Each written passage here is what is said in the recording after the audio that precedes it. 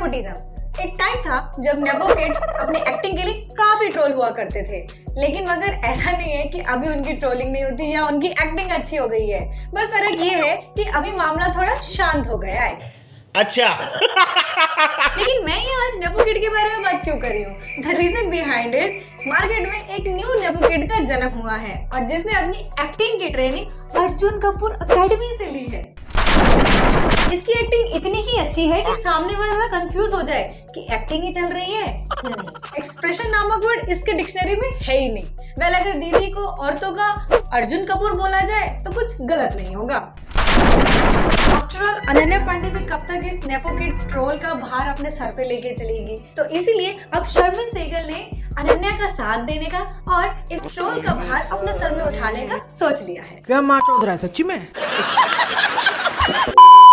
So hey guys, welcome back to my channel। कैसे हैं आप सब? बहुत बढ़िया। Well guys, मैं देख रही हूँ कि आप लोग मेरी वीडियोस देखते तो हो, लेकिन मगर चैनल को सब्सक्राइब नहीं करते, क्योंकि मैंने अपने चैनल के एनालिटिक्स में जाके देखा कि देयर इज 91.8% लोग जो मेरी वीडियो को देख तो रहे हैं लेकिन चैनल को सब्सक्राइब नहीं कर रहे। तुम्हें शर्म है? कुछ शर्म आया है? गाइज, ये आपके लिए तो बिल्कुल फ्री है, लेकिन इससे हमको बहुत फर्क पड़ता है। So please do subscribe it. Okay.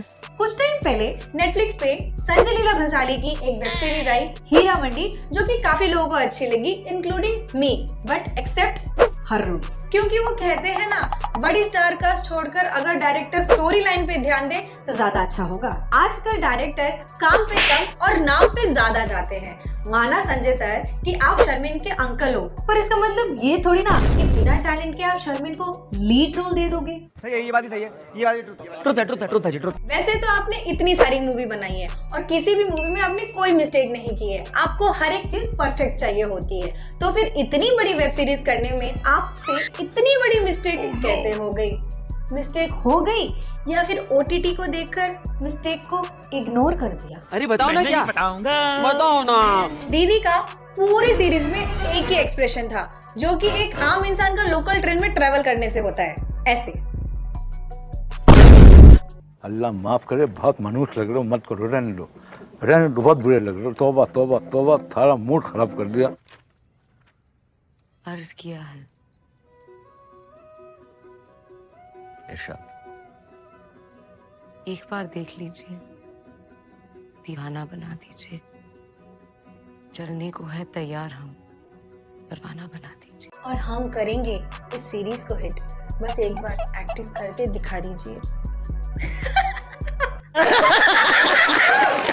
ऐसा तभी ही होता है जब आप अच्छे टैलेंटेड एक्टर्स को छोड़कर अर्जुन कपूर और टाइगर श्रॉफ जैसे actors, I mean nepo kids के मूवी फ्लॉप होने पर भी आप उन्हें 15-16 मूवी ऑफर कर दोगे। अब गधे को आप जितना ही घास खिला दो, रहेगा तो गधा ही। इसीलिए गधों को छोड़ो और घोड़ों के साथ काम करो।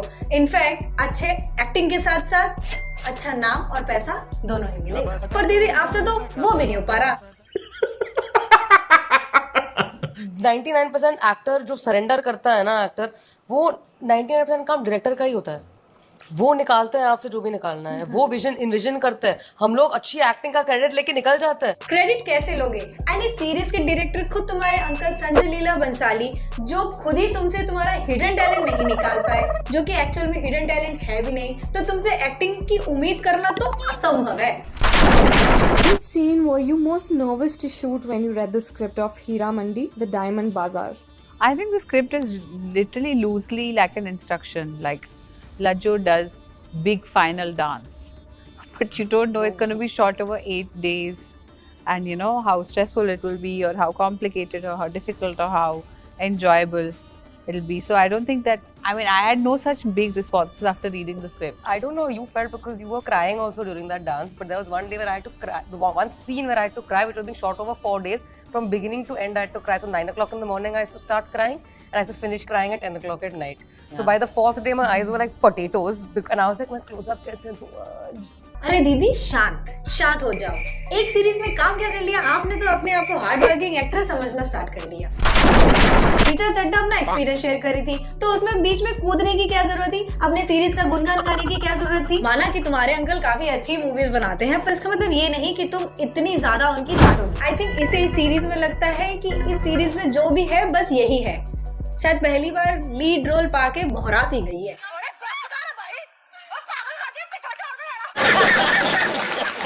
Well Sharmeen ji, just for your information, वो रिचा चड्डा है। वो आप जैसे 20 एक्ट्रेस की एक्टिंग एक नॉर्मल मूवी फुकरे में ही उन्होंने कर दी थी। समझ में आया। Who, according to you, took the most time to get ready for their shot? Somebody who's not here. Charmin. Did she? Yeah, but she knows it and she says it herself. बताओ, ready होने में इतना time लगाकर भी कुछ नहीं उखाड़ पाई। अगर इतना ही टाइम अपने एक्टिंग में लगाया होता तो शायद आज दीदी को अपने एक्टिंग के लिए ट्रोल ना होकर अप्रिसिएशन मिलता। लेकिन नहीं, एक्टिंग करेगी खाट भर और बातें करेगी रात भर। तू समझा? हाँ। नहीं, तू समझा नहीं। I think Manisha ma'am took more time than Charmin. I don't think she takes like lots of to get ready. Aditi is a good school girl. Just please understand that. She will come. Teacher will say you have to submit your homework at this time. Aditi will do exactly that. अरे दीदी, late तो late ही होगा ना। अगर वो हर चीज time पे कर रही है तो बुरी हो गई। क्या बोलता है? कुछ भी बोलता है। इसमें गुस्सा किस बात का दिखा रही हो? अब कोई तुम्हें अगर 10 बजे बुला रहा है तो 10 बजे जाना सही होगा या 11 बजे? लोगों के लिए टाइम की वैल्यू बहुत है, पर शायद वो टाइम की वैल्यू तुम्हारे लिए नहीं है। वो क्या है ना, हर किसी के अंकल संजय लीला भंसाली नहीं करते ना। अरे बाप रे, ये तो धोती खोल रहा है। बात तो सही है। वेल सॉरी गाइस, मैंने इसको अनन्या से कंपेयर कर लिया। Well Ananya is more intelligent than her.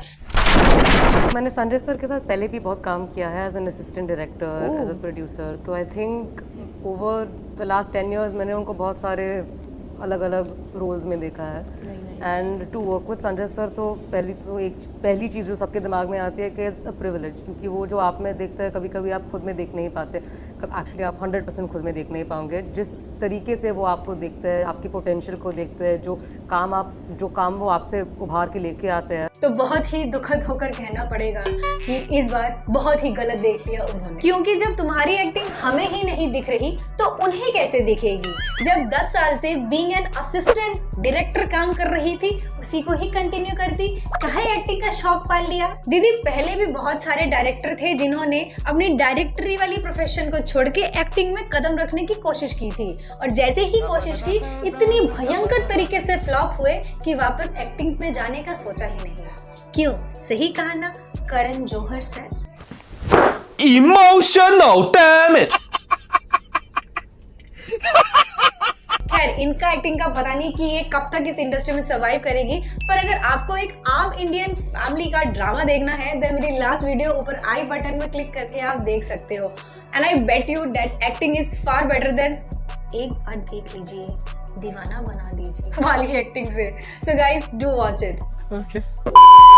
So that's all for today's video guys. अगर वीडियो अच्छी लगी हो तो लाइक करो, शेयर करो, कमेंट करके बताओ कैसा लगा। And if you are new in my channel then please do subscribe it. Please, okay? And do follow me also on Instagram. So see you in the next video. Bye bye. Radhe Radhe.